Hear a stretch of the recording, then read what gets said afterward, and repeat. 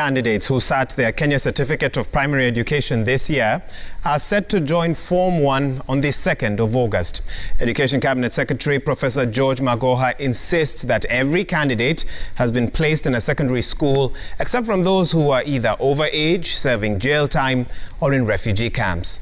The selection process has, however, exposed the lack of guidance for candidates who stood out in their selection of their preferred secondary schools. Raquel Muigai gives us more details. Only 1.5 months of holiday and rest is left for the 2020 KCPE candidates before they begin another phase in their education life.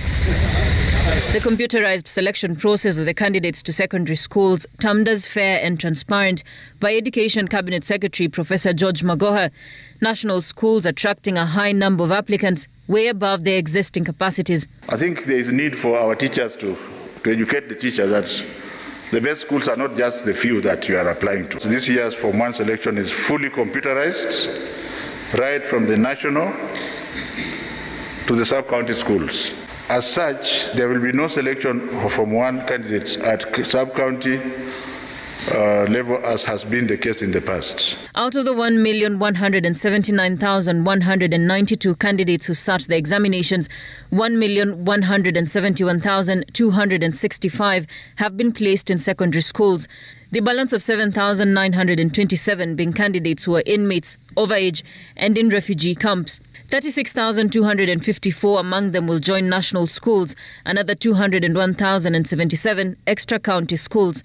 213,591 have been selected to join county schools, with 718,516 securing a slot at sub-county schools. 1,827 candidates have also been placed in special needs schools. We have placed every child in a government school.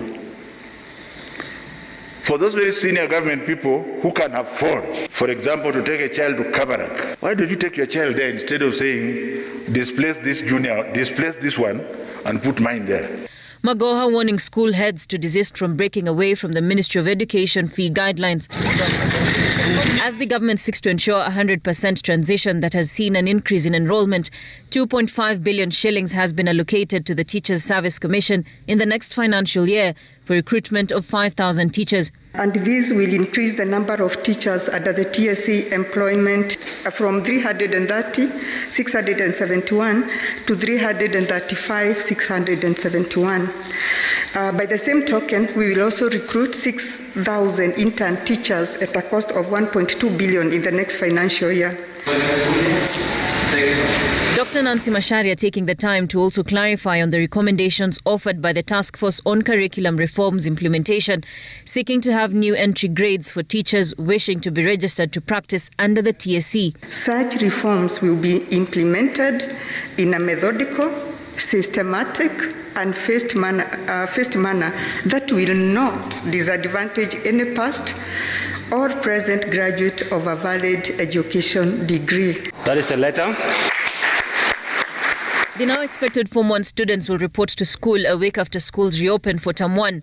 For the Ministry of Education, however, parents and teachers should safeguard the safety of children given the COVID-19 pandemic.